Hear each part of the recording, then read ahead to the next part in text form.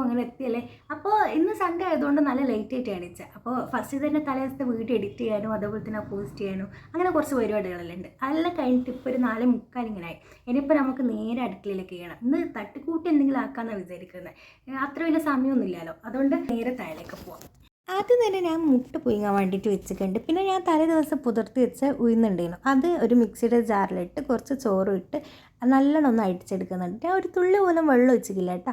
അതൊക്കെ അടിച്ച് വന്നിട്ട് അതിൻ്റെ അടുത്തേക്ക് ഒരു മുറി സവാളയും അതേപോലെ തന്നെ കുറച്ച് കരിവേപ്പിലയും ഒരു പകുതി പച്ചമുളക് കുറച്ച് കുരുമുളകും ആവശ്യത്തിന് ഉപ്പിട്ട് നല്ലപോലെ മിക്സ് ചെയ്തിട്ട് വെച്ച് കേട്ടോ.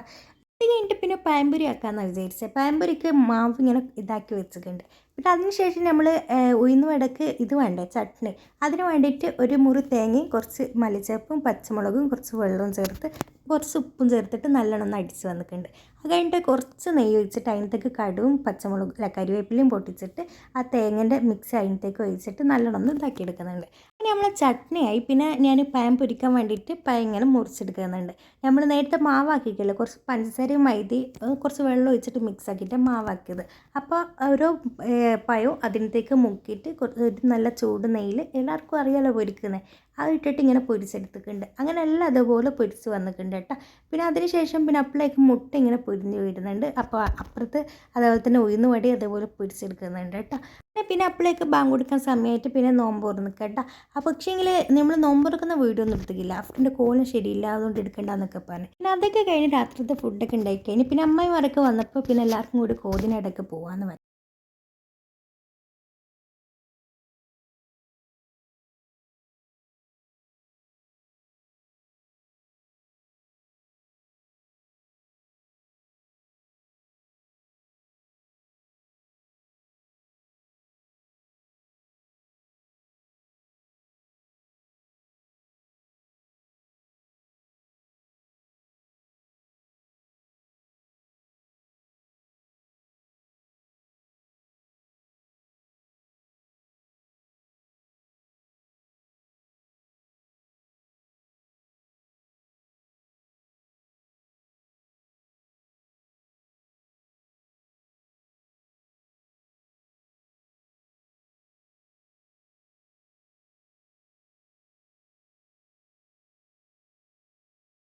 കമൻറ്റ് ചെയ്തില്ലേ നിങ്ങൾക്ക് Q&A ചെയ്തൂടെ എന്ന് വെച്ചിട്ട്. അപ്പോൾ ഞാൻ വിചാരിച്ച് എന്തുകൊണ്ടും ചെയ്യാമല്ലോ, നല്ലല്ലേ, നിങ്ങൾക്ക് ഒന്നും കൂടി നമ്മളൊന്ന് അറിയാൻ പറ്റുമല്ലോ എന്ന് വിചാരിച്ച്.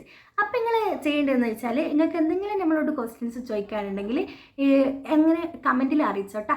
ഇന്ന് മാത്രമല്ല, ഞാൻ എന്തായിട്ട് നോമ്പ് കഴിഞ്ഞിട്ട് Q&A വീഡിയോ ചെയ്യുള്ളൂ. അപ്പോൾ അതിൻ്റെ ഉള്ളിലായിട്ട് നിങ്ങൾക്ക് എന്തെങ്കിലും എന്ത് ചോദിക്കാനുണ്ടെങ്കിലും ചോദിച്ചോട്ടെ, എല്ലാത്തിനും റിപ്ലൈ ആയിട്ട് തരുന്നതായിരിക്കും. നിങ്ങൾക്ക് എന്തെങ്കിലും ചോദിക്കാനുണ്ടെങ്കിലും കമൻറ്റിൽ അറിയിച്ചാൽ. അപ്പോൾ ഇന്നത്തെ വീഡിയോ ഇത്രയേ ഉള്ളൂ. ഇനി 7ാമത്തെ നോമ്പിൻ്റെ വിശേഷങ്ങളൊക്കെ ആയിട്ട് നമുക്ക് നാളെ കാണാം കേട്ടോ.